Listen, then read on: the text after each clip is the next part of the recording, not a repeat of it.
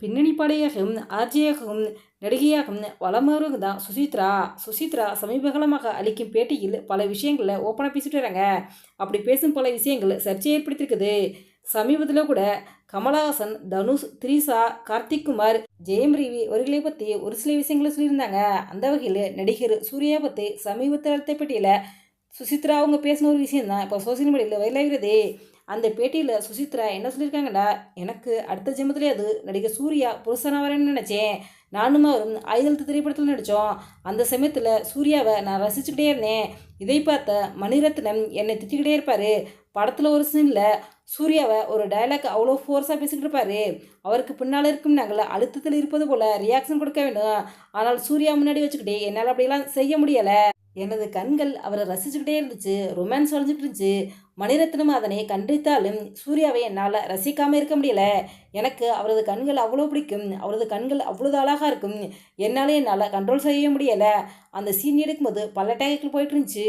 ஒரு கட்டத்தில் மணிரத்னம் சூர்யாவிடம், நீ குடிஞ்சுக்கோ, நான் உன்னுடைய தலையை வைத்து சீன் எடுக்கிறேன், டப்பிங்கில் பார்த்துக்கலான்னு சொன்னார். ஒரு கட்டத்தில் சூர்யா மீது இருந்த காதலால் அவர் வீட்டுக்கே போயிட்டு மாப்பிள்ளை கேட்கலாமே நான் யோசித்தேன். ஆனால் அவங்க குடும்பம் பெரிய குடும்பம். நான் அப்படி சென்றால் என்னை சிவகுமார் கேவலமாக திட்டி யார் வீட்டுக்கு வந்து என்ன கேட்குறேன்னு என்னை வெளியே அனுப்பிடுறாரு எனக்கு நல்லாவே தெரிஞ்சிச்சு. அதனால் அன்னைக்கு நைட்டே அந்த காதலை குழி தோண்டி புதைச்சி சமாதி கட்டிட்டேன்னு அந்த பேட்டியில் சுசித்ரா அவங்க பேசியிருந்தாங்க. கடந்த சில மாதங்களுக்கு முன்னாடி ஜோதிகா தன்னுடைய கணவர் சூர்யாவுடன் எடுத்த ரொமான்ஸ் புகைப்படத்தை தன்னுடைய இன்ஸ்டாகிராம் பக்கத்தில் ஷேர் பண்ணியிருந்தாங்க.